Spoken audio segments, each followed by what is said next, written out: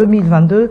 Madame, Messieurs, nous sommes aujourd'hui le 1er décembre 2022. C'est la journée mondiale de lutte contre le sida. L'accent est mis au thème sur l'égalité face à cette maladie qui est le sida.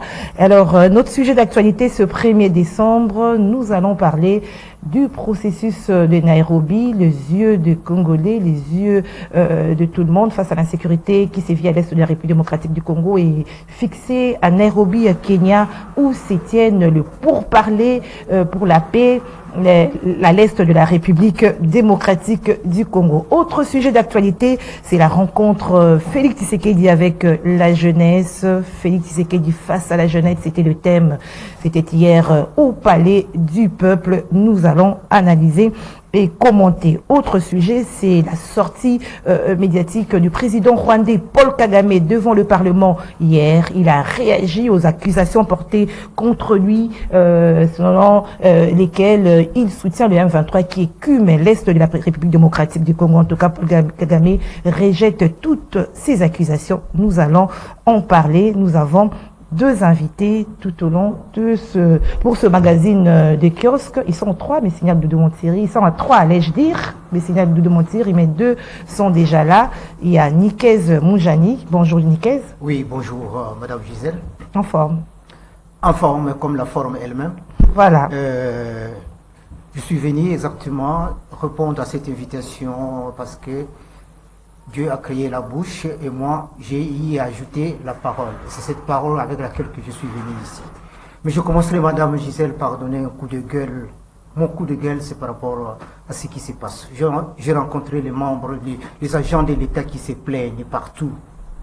Lorsqu'on lance la paye, la monnaie nationale, la monnaie du pays, c'est le franc congolais. Mais chaque fois qu'il y a paye, dans toutes les banques commerciales ici, il n'y a que les dollars. Il n'y a pas de francs congolais. Et cette situation est en train de perdurer. Nous avons un gouvernement qui ne réagit pas. Les fonctionnaires se plaignent, même maintenant, à la sortie de ces studios, descendez dans tous les guichets, on vous dira il n'y a pas de francs, il n'y a que les dollars. Et c'est le gouvernement qui paye. Quand on crédite les salaires des agents de l'État, c'est en francs congolais. Comment ça se fait que ces banques imposent les dollars qui n'est pas la monnaie de ces pays? Ça, Madame Gisèle, je me sens perdu. Je crois que pour aujourd'hui, je commencerai par dire bonjour à tous les téléspectateurs de l'émission Kiosque que vous animez avec brio. Je salue Gérulo Bala, sans oublier le nouveau secrétaire général des PT NTIC, Aurélien Kamba. Merci, ce sont des Libanga, hein? Des Mabanga. Non, ce sont des caoutchoucs, ce ne sont pas des Mabanga. Alors en face des Nikez Moujani, il y a Isaac Ngwenza. Bonjour. Isaac. Bonjour Gisèle. Vous avez vous aussi votre coup de gueule, hein? Oui, franchement, c'est parce que Dieu nous a donné que cette terre appelée République démocratique du Congo, c'est notre pays. Et quand les choses ne marchent pas, ça fait mal à tout compatriote. Parlant un peu de ce que mon vieux Nikes vient de développer, je voulais aussi ajouter une chose. Vous savez, aujourd'hui, nous devons croire à un changement radical dans tous les domaines. Changement des mentalités, changement c'est-à-dire à la place des mauvaises habitudes, il faut incorporer des bonnes habitudes. Je vais vous donner un exemple très simple, Madame Gisèle. Parmi certains sujets d'actualité, ce qui me choque ce matin, c'est la délocalisation de la première conférence maritime de la CIAC. Vous savez que notre pays préside à la tête de la CIAC aujourd'hui, c'est le président Félix Antoine Tshisekedi qui est le président en exercice de la CIAC. Ce qui veut dire que jusqu'au mois d'août, toutes les conférences de la CIAC auront lieu à Kinshasa. Mais regardez ce qui est choquant. Il y a une conférence maritime qui est en cours, qui a commencé depuis le 28 novembre. Premier jour, c'était à l'hôtel Rotana. Deuxième jour, on envoie la conférence à l'hôtel du gouvernement, le 29. Le 30, hier, il y a eu un scandale.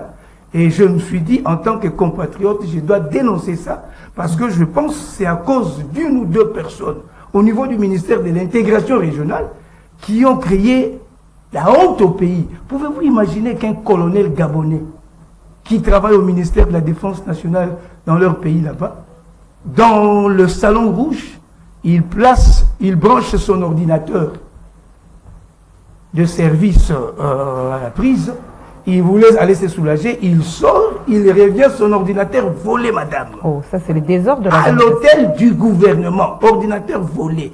Pour ce colonel, il ne pouvait pas imaginer qu'un tel drame puisse arriver dans un cadre comme celui-là. Des deux, le soir du même jour, on va au dîner au 10e étage là-bas. Un expert camerounais dépose son iPhone 13 sur sa table, il va se servir, il revient, l'iPhone volé. Oh. À Kinshasa, mais hier, regardez la non? conséquence. Ce matin, on m'appelle pour me dire de ne plus aller à l'hôtel du gouvernement parce que la conférence s'achève demain. Je dois aller à l'hôtel Béatrice, c'est délocalisé. Alors qu'à Kinshasa, il y a des structures bien organisées qui s'occupent des organisations des événements. C'est le ministère de l'intégration régionale qui a eu la charge d'organiser ça. Mais comment expliquer qu'on ne puisse pas penser aux mesures sécuritaires? Regardez le problème. Moi, dans cette conférence, j'ai été contacté comme un expert en matière d'interprétation. J'ai interprété de français en espagnol. Donc je vais continuer à le faire cet après-midi. Mais le vrai problème, au niveau même de notre pays, il faut qu'on puisse donner la chance à tout le monde. J'ai entendu ma collègue ici, Christella, qui disait qu'il y a une mauvaise politique de recrutement dans notre pays. Quand on embauche, on ne sait pas comment ça se passe. C'est comme si on doit obligatoirement faire partie d'un parti politique pour trouver de l'emploi. Je vais dire une chose. Trouvez-vous normal qu'une institution comme la présidence de la République aujourd'hui, qu'il n'y ait pas un collège des interprètes? Vous trouvez ça normal? Au ministère des Affaires étrangères, la même chose. Il n'y a pas un collège des interprètes. Au ministère de l'intégration régionale, c'est la même chose. Pour ce genre de conférences, c'est PNUD qui doit engager des interprètes privés et les payer. C'est anormal. L'autre fois, en 2020, la ministre des Affaires étrangères, Madame Toubanzeza, avait reçu une délégation de Nicaragua. Ils arrivent ici, ils devaient partir, le Nicaraguay arrive ici, il devait parler avec la ministre, il n'y avait pas d'interprète. On appelle Guy Roger Ileka, il arrive, il interprète. À la fin, moi j'étais sûr qu'on pouvait même l'engager comme interprète des affaires étrangères. Non, remercier et puis partir. Il y a un problème. Et je vais terminer en disant que nous croyons au changement. Je pense que, en tant que professionnel des médias, tout ce qui est anti-valeur, moi je viendrai pour dénoncer ça. Prochainement, s'il y a un événement de ce genre, qu'on cherche des experts pour éviter des incidents diplomatiques. Je profite aussi pour dire bonjour à un téléspectateur qui t'aime aussi, qui adore ton émission. Il s'appelle Mathieu Passy, dit homme en dollars. Donc, c'est un mot de Mathieu. Voilà, merci. Bon, message est passé. Dites à Mathieu que c'est la femme d'autrui. Oh, non, il aime l'émission. Je le sais. Oui, c'est la même chose, ce que je répète, que Doudou Motiri qui m'entend, qui me regarde avec un œil de religieux, que la femme d'autrui, c'est loin de là. Alors, dans le sujet, ça c'était ce qui vous a choqué. Oui. Hein, mais moi, ce matin, fidèle satisfacteur, ce qui m'a choqué, c'est ce qui s'est passé à Bandal, dans la commune de Bandalungwa, où un individu a mis le feu sur 12 enfants de la rue, qu'il hébergeait, soi-disant. En tout cas, vous avez suivi cette nouvelle triste. Comment est-ce que dans une commune, quelqu'un peut héberger ses enfants de la rue à l'insu des autorités et il se permet de mettre le feu sur eux? Est-ce que ça ne remet pas en cause l'autorité de l'État, nos chefs de quartier, le bourgmestre, Isaac? Vous l'avez dit, madame. Vous savez, nous sommes en train de vivre quelque chose qu'on ne peut pas vivre. C'est comme si le pays est dirigé par des gens qui ne connaissent pas les Congo. Et pourtant, Félix Tshisekedi, c'est un Quinois. Comment est-ce que ses collaborateurs arrivent à faire ce qu'ils sont en train de faire, ce genre d'organisation? Ce sont les bourgmestres qui gèrent les communes. Au nom du chef de l'État, ils sont les représentants du chef de l'État tout en dirigeant ces communes. Mais de quelle manière une maison, il y a des chefs de rue? Le chef de rue doit avoir l'information sur chaque résidence. Comment ces jeunes hommes étaient arrivés à organiser, pendant combien de temps que ces chégués ou ces enfants de la rue, comme on les appelle, vivaient dans cette maison sans que le chef de rue soit au courant? Lui, à son tour, qui devait informer le bourgmestre non plus. Et nous avons aussi les services de renseignement, les antennes de l'ANER sont dans des communes. Ça signifie que, bon, on dort dans une maison et on dirige le pays dans l'eau. Je m'arrête là, madame.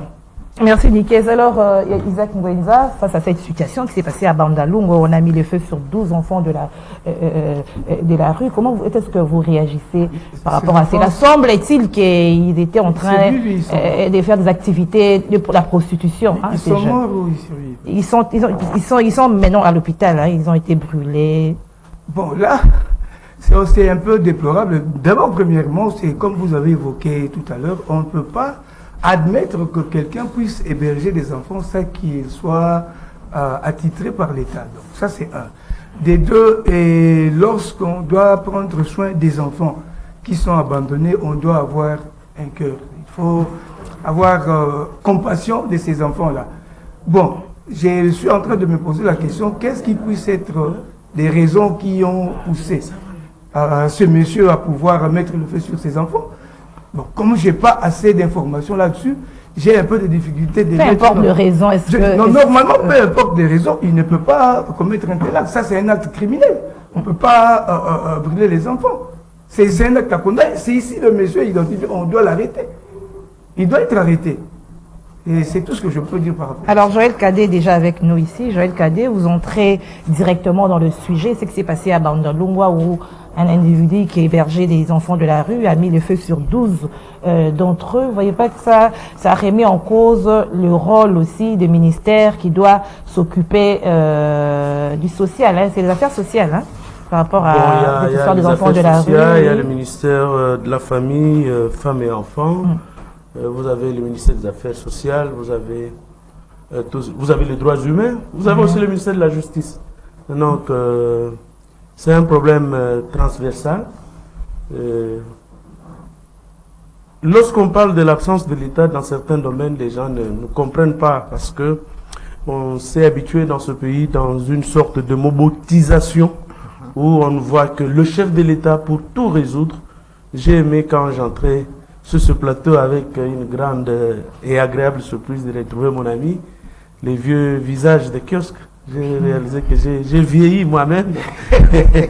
Kiosque qui a produit les députés, Kiosque qui a produit le président du CESAC aujourd'hui, les membres de la plénière, les DG de la RTNC, DG de l'ACP. Donc, Kiosque a beaucoup produit. Nos très sincères félicitations à Kiosque. Exactement. Nous espérons que ceux qui vont encore venir garderont la barre très haut. Oui. Vous, la dauphine. Exactement. Et donc, c'est la mobilisation que Doudou Motiri, il tient les caps. Nous espérons que peut-être bientôt aussi il sera appelé à des hautes charges par le président de la République. Pourquoi pas au Parlement, par exemple? Je t'apprends que Doudou, tout le monde a foulé, attend Doudou Motiri. Nickel, s'il vous plaît. Nickel, s'il vous plaît. Nous sommes dans le sujet. Oui, dans le sujet. Bon, le sujet, c'est que c'est... il y a lieu que, avec le nouveau bourgmestre, qu'il réactive les chefs des rues, qu'il réactive les chefs de quartier. Exactement. Parce que, à un certain moment, moi-même j'habite une avenue où je n'ai jamais connu le chef des rues. Voilà. Je ne connais pas le chef de mon quartier. Donc vous réalisez pourtant, la gestion ou le développement même d'un pays, c'est à la base. La base, c'est le village, la base, c'est le secteur, c'est le groupement, la base en ville, c'est la rue, c'est le quartier, c'est la commune. Et je crois que avec la nouvelle configuration, je crois de la petite territoriale, les choses pourront marcher. Voilà, espérons que les choses vont marcher. Alors, ce sont les rivières. Ces gens qu'on a brûlés, ce sont des jeunes, hein, Niskei, s'il vous plaît, ce sont des jeunes. Et hier, le chef de l'État était face à la jeunesse. Il a d'ailleurs été élevé par ces jeunes au rang de champion de la jeunesse au niveau africain. Cette rencontre, Nikez, vous avez la parole maintenant. Et quelle analyse vous faites de cette rencontre où les jeunes ont eu à s'adresser directement avec le chef d'État sans intermédiaire? Avant de commenter exactement l'activité proprement dite, mais juste en train de prendre un peu la forme de la salle. Dans cette salle-là, j'ai constaté qu'il y avait des vrais faux jeunes. Comment ça? De vrais faux jeunes. J'aimerais mieux que ces vrais faux jeunes empruntent peut-être l'intelligence de Moro Njambe ou de Lumutiri pour qu'ils arrivent à réaliser qu'ils ne le sont pas. Comment voulez-vous, quand on définit la jeunesse, quand vous regardez la définition étymologique de la jeunesse, C'est juste la période entre l'enfance et l'âge de la maturité. Mais dans cette salle-là, il n'y avait pas que des jeunes.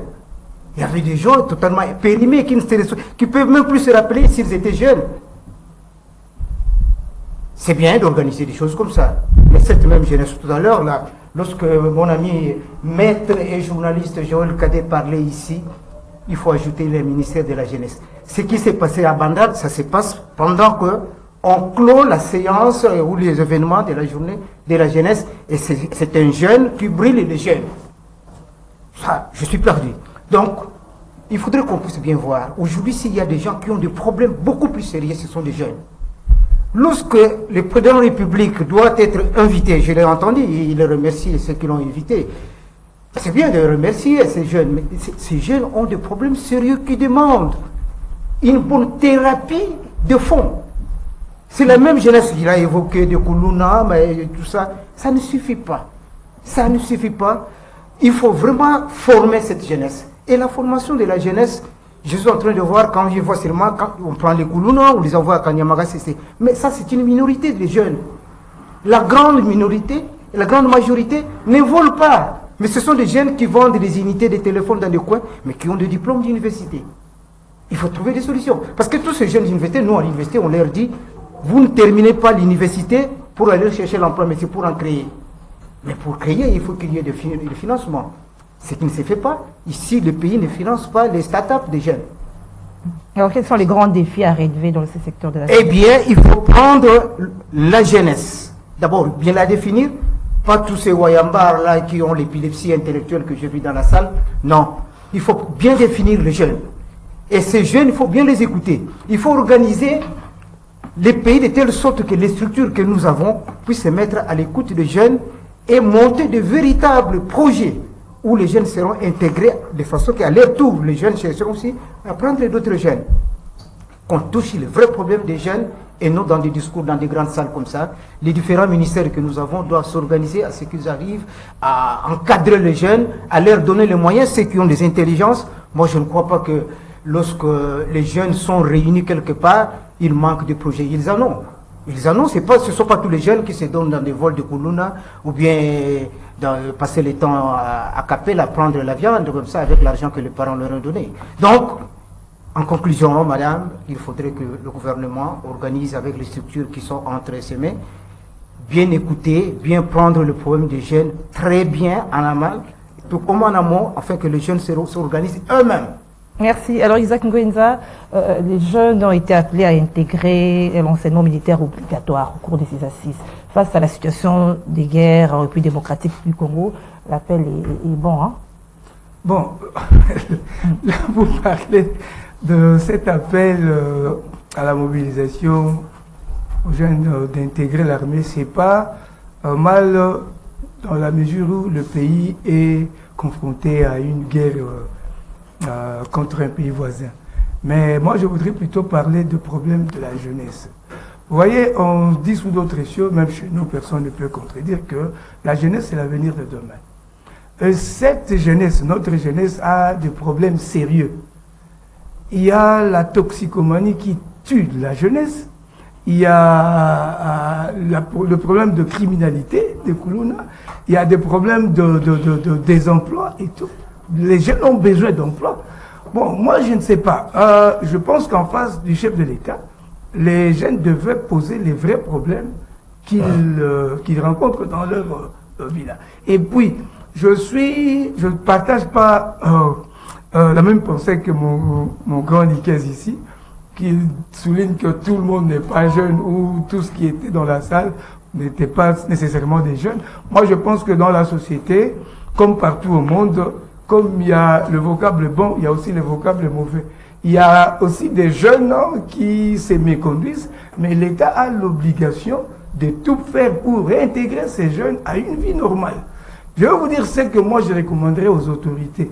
Vous savez, la jeunesse aujourd'hui, on doit créer de mécanismes qui doivent faire qu'il y ait beaucoup de jeunes, même au Parlement. Je vais vous donner un exemple, Gisèle.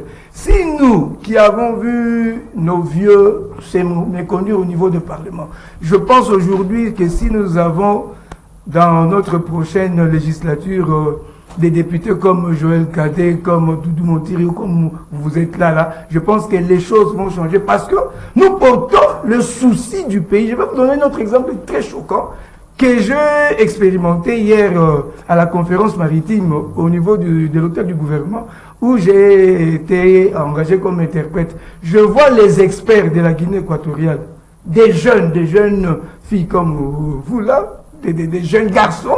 Jeune femme. Quand vous regardez, jeune femme me regarde, mais quand vous regardez les experts congolais, ce sont des sexagénaires et septuagénaires, ça c'est très grave. Mais vous voyez que des experts d'autres pays, même Brazzaville, des jeunes qui sont venus, des experts en matière maritime, mais chez nous, des vieux, 60, à partir de 60, 70 ans, il y a un problème. Il faut une relève. Moi je pense que c'est l'occasion ici de bien...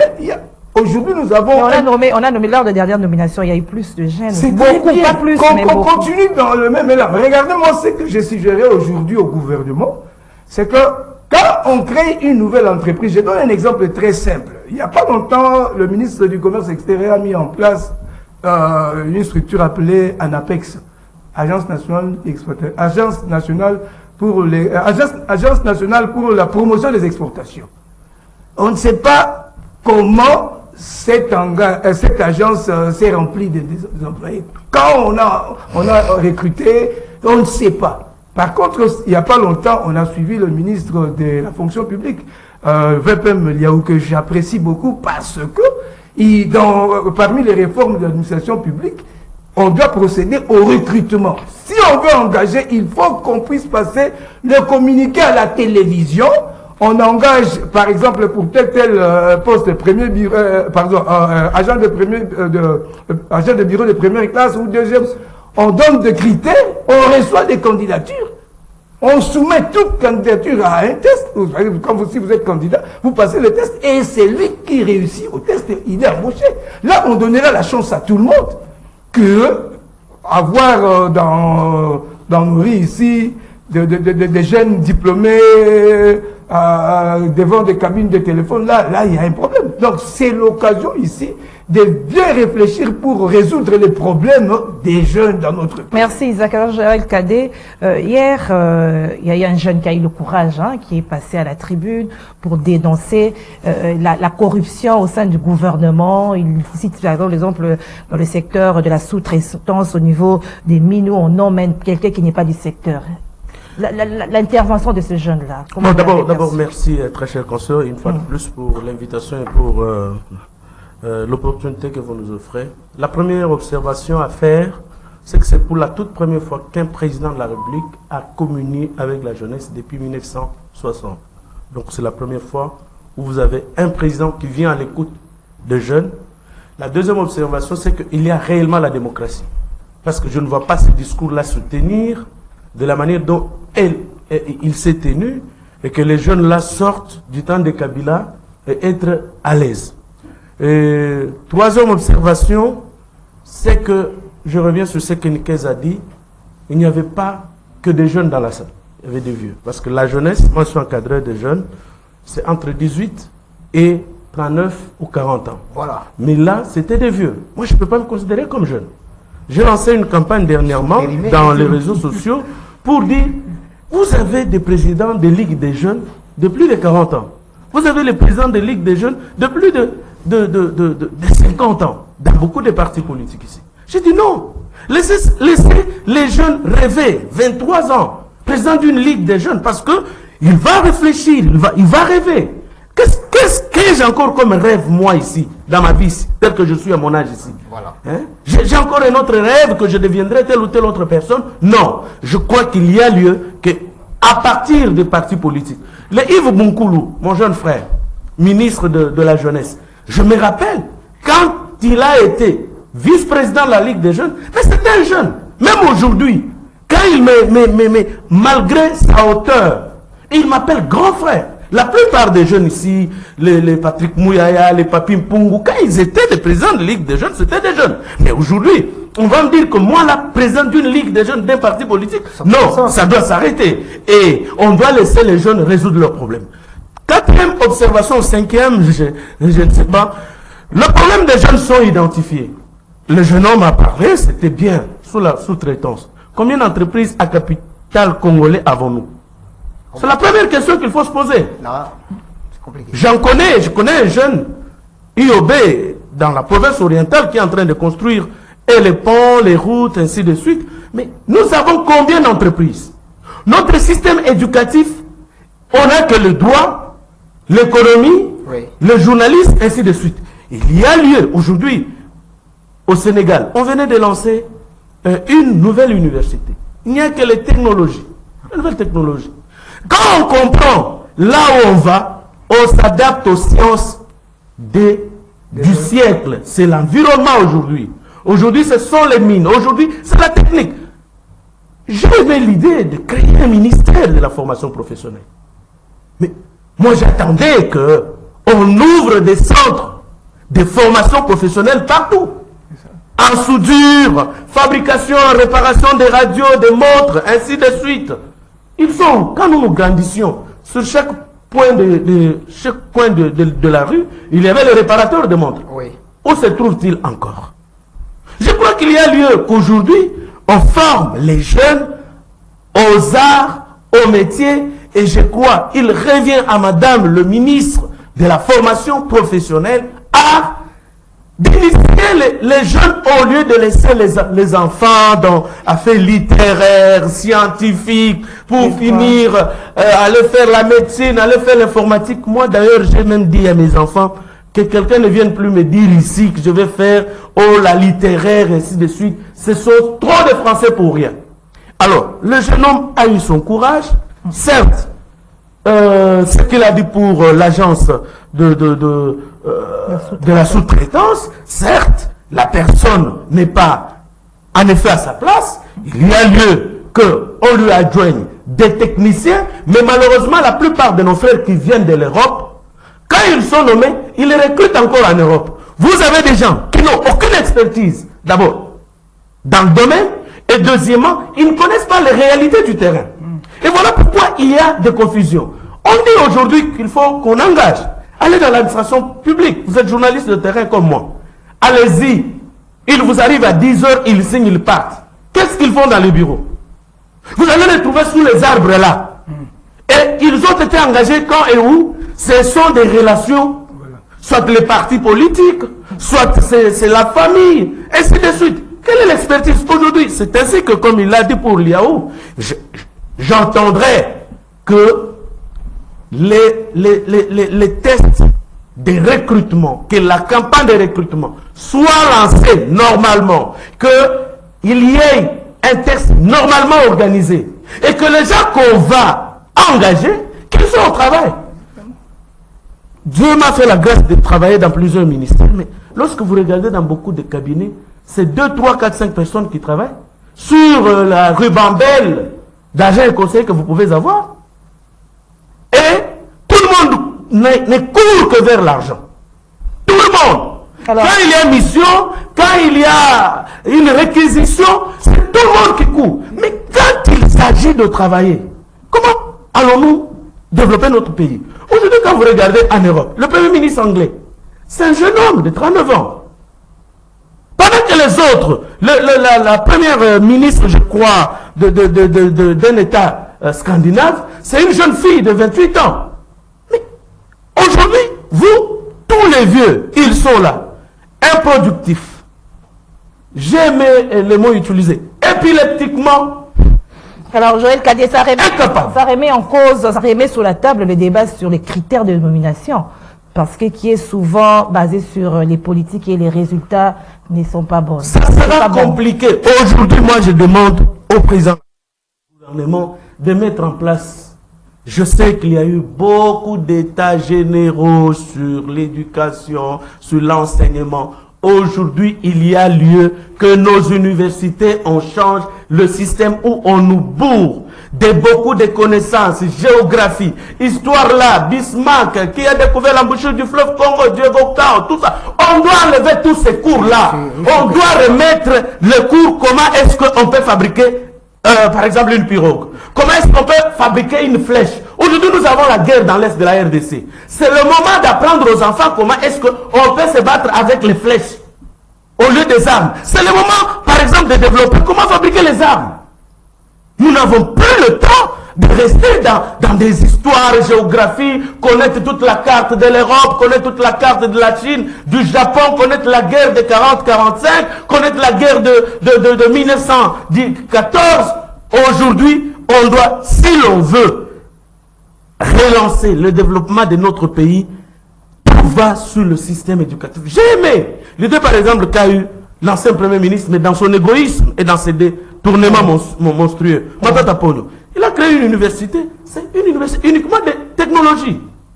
Donc vous avez des gens qui peuvent. J'ai entendu quelqu'un sur ce plateau parler des start-up, des jeunes gens. J'ai vu un enfant, au lieu qu'on suive la quinoiserie d'Abbé Dachour ici, où quelqu'un est dans une antivaleur, il l'appelle, il fait du buzz, et ça s'arrête là. Je crois quelqu'un, il lance dans un bar. Moi, j'attendrai Abbé Dachour créer avec ces millions qu'il a un centre de formation des jeunes, par exemple.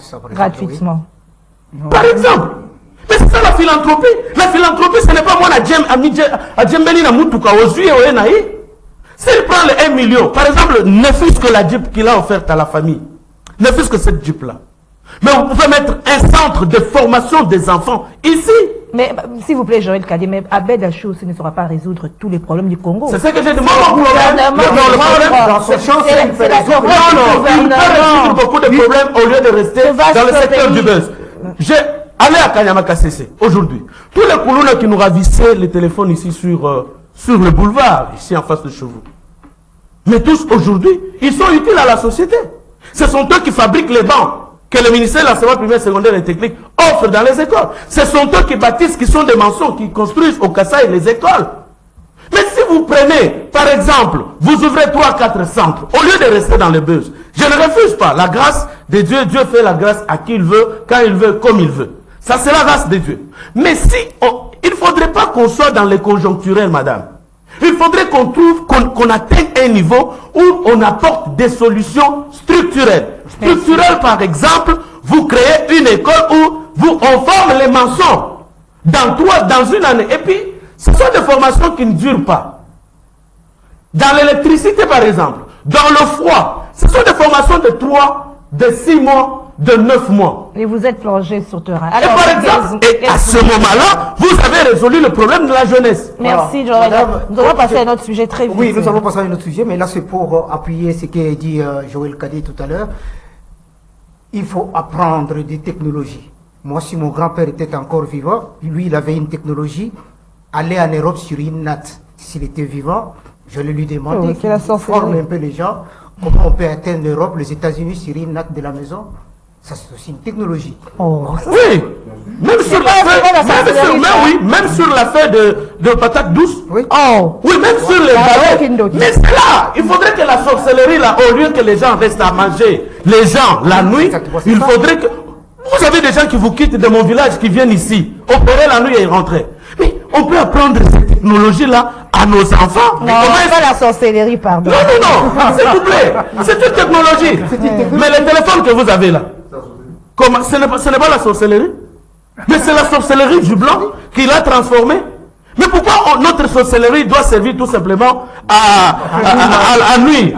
Je vais vous rappeler que Mbujimaï n'est pas tombé en 1998 dans les mains des Rwandais parce que les Bassongé, et j'en appelle au président de la République, pour qu'il récompense les Bassongé, parce qu'ils avaient créé, les Rwandais s'étaient retrouvés devant un grand océan et ils ne savaient pas comment avancer. Mais si on prend les Bassongé, on réunit tous les Bassongé, les Balouba, les Bakongo, tous les fétiches, toute la magie là, allez, on fait ça, allez, on va faire la guerre au Rwanda. Parce qu'aujourd'hui, on est attaqué. Macron est aux États-Unis d'Amérique. L'objectif, c'est que maintenant, qu'on le veuille ou non, la balkanisation de la RDC doit être opérée. Mais c'est le moment qu'on réunisse tous les chefs coutumiers ici. Qui tue Kagame? Non, mais, ma chère amie, mais les Kakela, les Nkuba, les Kansonda et consorts, voilà. Les Mbassou qu'on met ici, mais on peut envoyer ça à Kagame. Oui. Pourquoi ne gardez ça que comme Daniel Safou, il l'achète pour nuire à un petit unité du quartier. Mais il peut acheter les Mbassou là, envoyer à Kagame. ou rendre les Nord Non, Kivu un fleuve. de Kagame, justement, c'est notre troisième sujet. Kagame a réagi, c'était devant le Parlement rwandais hier, à toutes ces accusations. Il rejette tout, le problème des Congolais, c'est entre Congolais. Il dit que tous les groupes armés, c'est pas le Rwanda. Si c'était les Rwandais, ils allaient être ensemble. En tout cas, les Congo doivent régler ce problème lui-même. Bon, excusez-moi, Madame Itoko, moi, le problème de Kagame, excusez-moi, ça m'énerve particulièrement. Parce qu'il déclare quelque chose comme un sorcier. En plein jour, il montre une autre face et la nuit, c'est un démon. C'est-à-dire, moi, je ne peux pas entrer en détail sur le problème de Kagame. Mais je vais plutôt revenir un tout petit peu avant de rebondir sur ça. Sur ce que Joël venait de développer ici. C'est très important. Je vais juste attirer l'attention des autorités sur un fait. Lorsqu'on veut engager, il faut qu'on privilégie la méritocratie. C'est-à-dire qu'on tienne compte de ce qu'est réellement la personne avant de l'embaucher. Et puis, les jeunes ont présenté au chef de l'État le problème de la sous-traitance, non? Oui.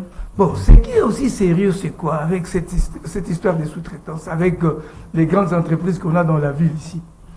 Une entreprise veut embaucher, ils ne veulent pas engager directement pour que l'agent puisse bénéficier de transport, soins médicaux et toutes les allocations familiales qu'on donne à un agent normalement engagé dans une entreprise. Mais ils préfèrent prendre un contact avec une autre entreprise qui les envoie des agents et à la fin du mois, par exemple, vous travaillez pour Ngwetsa Telecom et à la fin du mois, au lieu que Ngwetsa Telecom vous paye directement, il paye une entreprise qui vous a délégué chez lui, par exemple 50 000, cette entreprise vous donne 10 000. Si vous regardez l'argent que touchent des personnes qui travaillent sous-traitance et l'argent qu'on paye à leur entreprise, vous allez pleurer. Par exemple, si vous travaillez dans le domaine de la sécurité, vous êtes agent de la sécurité, on vous paye $200 par mois.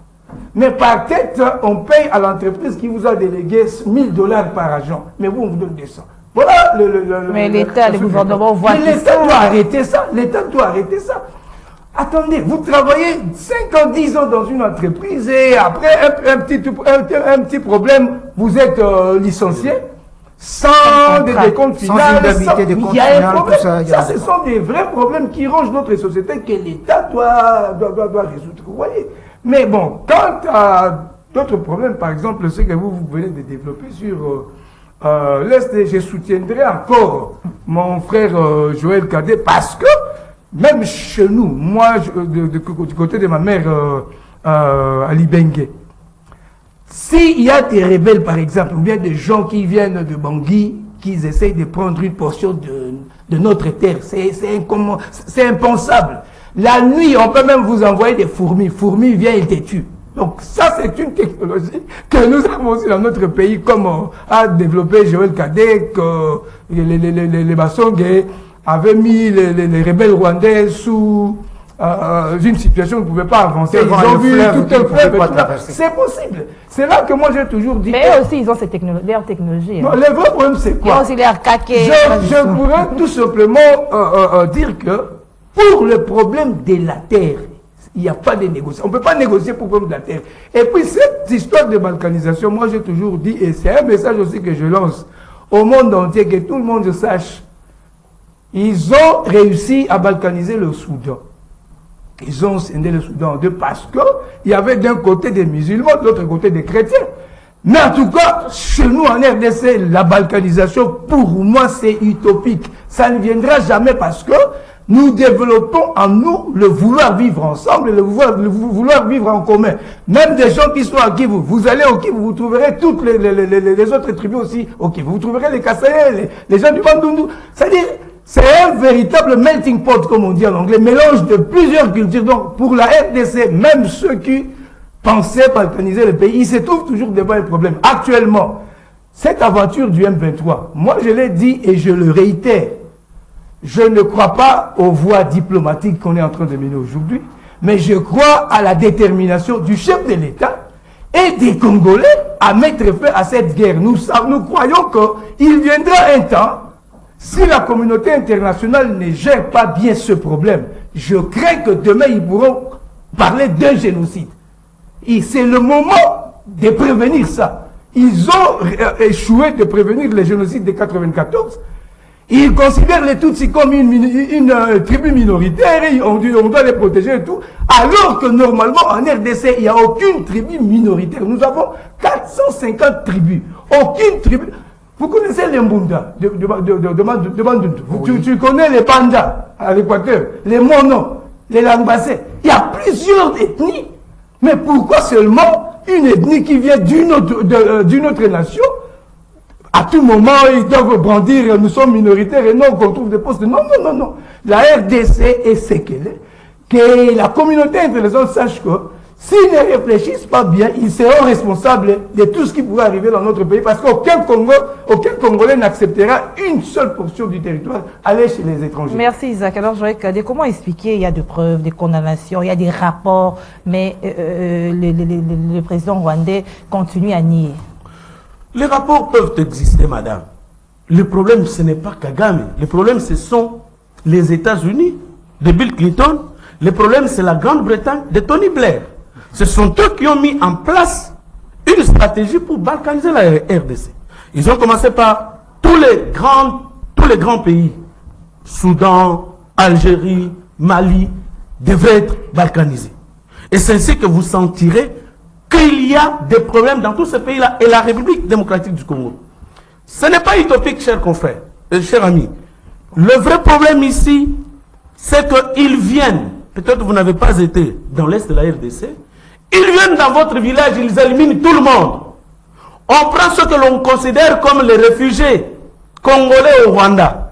On prend ces frères-là, on les amène, on les installe et on les intronise comme des chefs coutumiers. C'est un travail qui peut se faire sur... Ils ne sont pas comme nous les Bantous qui avons une vision au bout du nez. Ils ont une vision pratiquement à long terme. Alors quand ils viennent, ils vous installent les chefs coutumiers. Au bout de 10 ans, ils vont crier non. Nous réclamons notre autonomie. On va organiser un référendum. Des pacotis et on va couper une partie. Et petit à petit, ils vont continuer à avancer. C'est ainsi. On n'a plus le temps de pleurnicher devant Kagame. Moi, j'ai dit ceci. Et je le demande au président de la République. Je demande au Premier ministre d'organiser le gouvernement en commission et en sous-commission. Les sous-commissions, là, on peut réunir le ministère de la Recherche scientifique, le ministère de l'enseignement supérieur et universitaire, le ministère de l'enseignement primaire, secondaire et technique, formation professionnelle, la défense, on les met ensemble. On étudie le mécanisme. Comme nous ne savons pas accéder aux armes au niveau international, parce qu'il faut, nous sommes sous le régime des notifications, on les réunit. Nous avons l'uranium chez nous. C'est notre matière de souveraineté. C'est la République démocratique du Congo qui a mis la fin à la Deuxième Guerre mondiale. Donc nous pouvons mettre tous les matériels, toutes les matières que nous avons. On appelle même les ingénieurs congolais qui sont à l'étranger, qui ont acquis d'autres nationalités. On met en place un mécanisme pour créer la guerre. On appelle les chefs coutumiers, je venais de le dire. On appelle les chefs coutumiers, on les réunit. Ils réfléchissent à leur niveau. De quelle manière nous pouvons protéger notre terre. Parce que les Rwandais, quand ils ont commencé, la première chose, ils ont commencé à tuer tous les leaders d'opinion, tous les grands leaders du Kivu, tous les évêques, tous ceux qui pouvaient dire un mot, tous ceux qui pouvaient sensibiliser la population. Allez-y au sud Kivu aujourd'hui, vous avez les Rwandais qui sont des chefs coutumiers. Allez-y au nord Kivu, vous avez des Rwandais qui sont des chefs coutumiers, qui se considèrent comme Congolais. C'est là où j'en appelle. Parce que ce ne sont pas tous les Rwandais. Il y a des extrémistes. C'est là où j'en appelle à nos frères Tutsis, qui se disent Congolais. C'est le moment de se désolidariser du Rwanda. C'est comme l'ami venait de le dire. Parce que la balkanisation là risque d'être compliquée. Parce que ce soit aujourd'hui, le pasteur Ekofo l'avait dit, que ce soit aujourd'hui, même les enfants de nos enfants, ils vont libérer les terres là. Ils peuvent les prendre aujourd'hui. Ils peuvent les prendre aujourd'hui. C'est ainsi que nous en appelons au président de la République qu'on organise les nouveaux bourgmestres qui sont arrivés, les gouverneurs. C'est le moment de s'organiser. Que tous les grands chefs coutumiers, qu'on cherche tous les grands féticheurs de la RDC. Qu'on les réunisse dans une conférence, s'il vous plaît madame, c'est très important. Qu'on les réunisse dans une conférence pour dire nous sommes menacés. On nous interdit d'acheter les armes ailleurs, de les importer chez nous. Maintenant là, tout sangisa mayele na biso, ya bukoko, ba pasteur, bango pe ba banda ko sambela, bango tape na prière na bango, ba sambela, les féticheurs, les chefs coutumiers, tous les basongues, les Congo, les Mbassou, les Kansonda, les Kuba, tout on met ensemble pour faire cette guerre, tant sur le plan spirituel, matériel que physique. Que les scientifiques, nos physiciens, nos chimistes soient mis soient mis au service de la nation pour réfléchir comment faire face. Parce que Kagame n'acceptera jamais. Mais ce qui est vrai, qu'il a été isolé, la diplomatie du président de la République Félix Antoine Tshisekedi Tshilombo a fait en sorte qu'on l'identifie aujourd'hui comme le vrai Hitler, le vrai problème, le vrai diable. Même au Rwanda aujourd'hui, ça ne passe plus dans l'opinion. Parce que les Congolais, pour leur terre, ils ont dit, j'ai entendu enfin d'autres voix discordantes au sein de la communauté Tutsi, du Rwanda, ils commencent aussi à se désolidariser depuis qu'on a installé les Ceci, nous en appelons, en tout cas, à la conjugaison de toutes les énergies spirituelles, matérielles, scientifiques, pour faire face à cette Merci Joël Kadé. J'ai retenu de ce que vous avez dit que le vrai problème c'est les États-Unis et qu'il faut. Qu'est-ce qu'on doit faire, Nikes Moujani? Est-ce qu'il faudrait s'attaquer maintenant directement aux États-Unis ou comment? Parce qu'il a relevé un fait que c'est les États-Unis qui. Par rapport aux États-Unis, je voudrais souligner une chose. C'est l'un des pays qui est formateur et c'est la disque dure de Paul Kagame. Vous savez. La politique américaine, c'est celle qui consiste de ne pas envoyer les Américains sur le sol africain, mais plutôt c'est de recruter des Africains qui doivent tout faire pour les intérêts américains. Ça se passe comme ça. Kagame, Museveni, ce sont les gendarmes des États-Unis. Et ils ont embarqué le français. Aujourd'hui, tel que l'a dit Joël Kadé, Macron était aux États-Unis. Et c'est le premier, d'après les commentaires, que c'est le premier président oui, officiellement, que la Maison Blanche, à qui la Maison Blanche ouvre les portes. C'est pas pour rien. La France est dans la poche des États-Unis comme la Grande-Bretagne pour tout ce qui concerne l'Afrique. Par rapport aux États-Unis, les États-Unis ne comptent que sur la force. Vous ne trouverez jamais une solution avec les Américains autour d'une table. Les Américains, surtout pour le Congo, ils vont continuer à nous tourner en bourrique autour d'une table. Et c'est la même situation que nous vivons avec Kagame. Non, dites-leur qu'ils viennent, vous parlez autour d'une table. Or que chez eux, la table ne résout rien. Pour eux, c'est la force. Kagame, il faut lui opposer la force. Il n'y a que les armes que Kagame comprend mieux. Dialogue, Nairobi, nous pouvons encore aller même à Féchi ou à Kikwit, ça ne lui dit absolument rien. Il faut lui présenter les Kalachnikov, c'est le message que les Américains, qui sont les parrains de Kagame, comprennent mieux. Vous savez, Kagame, pour moi, il y a deux personnes sur Terre, si je les trouve un jour au paradis. Kabila et Kagame, moi je rentre à Lemba. Oh. Isaac, je voulais dire à mon frère Joël Kadé, vous avez tout à fait raison. Si j'ai soutenu que je vois souvent le concept de la balkanisation dans notre pays utopique, c'est parce que vous êtes au courant de ça. C'est parce que Gisèle est au courant de ça. C'est parce que tout le monde est au courant de ça. Vous savez, chez nous, on dit un sorcier est fort quand sa sorcellerie n'est pas connue. Quand la sorcellerie est mise à la place publique, elle n'a plus de force. Aujourd'hui, je le dis, que ce Congo ne sera jamais balkanisé parce que tel que vous êtes là, vous ne le voulez pas. Gisèle ne le veut pas, tout Congolais ne le veut pas. Aujourd'hui, on sait comment ces gens ont commencé. Ils arrivent dans notre pays, ils réclament une portion de terre, ils s'installent, ils commencent à tuer les autochtones pour s'approprier de la terre. Maintenant, ce que nous devons faire aujourd'hui, et ce que je demanderai aux autorités, c'est comme vous avez dit, le pays est en guerre, le problème est très sérieux. Le gouvernement doit prendre ses responsabilités. Par exemple, vous avez développé ici qu'on organise, par exemple, une grande conférence des chefs coutumiers. Moi, j'avais suggéré en 2021, j'ai écrit au ministre Mouyaya, il y a 4 jours ici, je vois peut-être qu'il va me recevoir aujourd'hui ou demain. Je vais lui dire ceci, parce que je ne lui ai pas encore dit ça, je le dis à la télévision. Moi, j'ai suggéré qu'on organise un colloque qui doit regrouper tous les journalistes du pays. Le gouvernement a l'argent. Les journalistes qui sont à Goma, Beni, Boutembo, à travers l'UNPC, c'est très facile qu'on organise un grand colloque des journalistes ici. Parce que les journalistes sont des leaders d'opinion aussi. Les journalistes ont une influence dans la société. L'Occident, lorsqu'ils veulent noyer le pays africain ici, ils utilisent la presse. Maintenant, nous sommes devant une situation de vie. Il y a la guerre devant nous. Que font les journalistes, nous?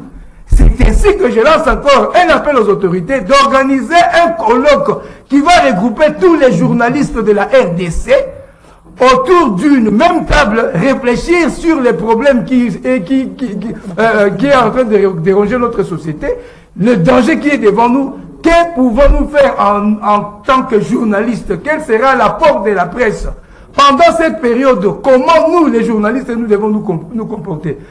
Si nous avions de moyens de le faire, même nous pourrons le faire, mais personne ne peut le faire à part l'État. C'est ici que je lance encore cet appel au ministre de la Communication, notre collègue aussi, Patrick Mouyaya, de soumettre ce problème au gouvernement. Et dans les jours qui viennent, qu'on organise un grand colloque qui va regrouper tous les journalistes ici à Kinshasa, réfléchir sur ça. Voilà, c'est la journée mondiale de lutte contre le sida. Nous l'avons annoncé au début. Ça semble être oublié, hein, cette pandémie. J'aimerais aussi que, par rapport à cette journée, le 1er décembre, que chacun de nous puisse lancer un message par rapport au sida. Joël.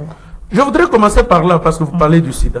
Savez-vous que Kagame a utilisé le sida comme une arme contre certains de ses opposants en inoculant le sang infecté? Savez-vous aujourd'hui que Kagame, par le sexe, il a maîtrisé le président Macron? Donc il vous envoie ces filles, les petites filles rwandaises là. Ils viennent, vous faites tout, on vous filme et on vous envoie les photos et les images pour faire le chantage. Aujourd'hui, si Macron ne s'est pas changé, c'est à cause de cette histoire-là. Vous avez vu la photo qu'il a avec Mushikayab, hein? Mushikayab. Vous avez vu la vidéo qui est en train de circuler là. Donc il est dans la poche et la force qui a été utilisée, c'était le sexe. C'est ainsi que nous en appelons. Vraiment, le message qu'on lance, c'est l'abstinence pour nous les maris. Deuxièmement, c'est pour ceux qui ne peuvent pas, Mais en tout cas, tout ce que je trouve, c'est l'abstinence. Si vous voulez, vous pouvez utiliser les préservatifs. C'est tout ce qu'on peut demander comme conseil en cette journée ici. Mais je dis ceci, et j'en appelle vraiment au président de la République, au gouvernement, de s'organiser. À mon ami, comme vous allez le voir, le ministre Mouyaya, je demanderai qu'on organise une communication de la guerre, de la crise. Ce n'est pas le moment où la RTNC doit diffuser les films et consorts. Pendant ce moment ici, des émissions de veille patriotique comme celle-ci devraient être encouragées à la RTNC pour éveiller la conscience nationale. Appelez les professeurs d'université qui maîtrisent la question. Appelez les journalistes qui maîtrisent, qui ont mené les études sur la crise de l'Est.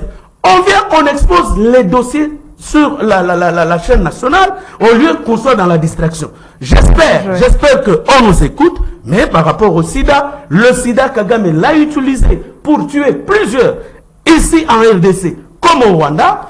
Et ils continuent à utiliser, ils ont leur laboratoire où ils ont le sang infecté, qu'ils inoculent à certains opposants, à certains leaders d'opinion. C'est ainsi qu'il faudrait être vraiment très très prudent. Il a utilisé ça avec la plupart des dirigeants occidentaux qui se sont rendus au Rwanda. Aujourd'hui, si vous les voyez ne pas regarder en face Kagame, c'est parce qu'il a leurs images pornographiques qu'il peut à tout moment balancer. Et par rapport à ça, ils ont peur. Les gens comme de Macron là. Alors, Nicaise, une minute, oui. Eh bien, oui, voilà. Donc, le sida, c'est vrai, c'est un syndrome. Il est là parmi nous.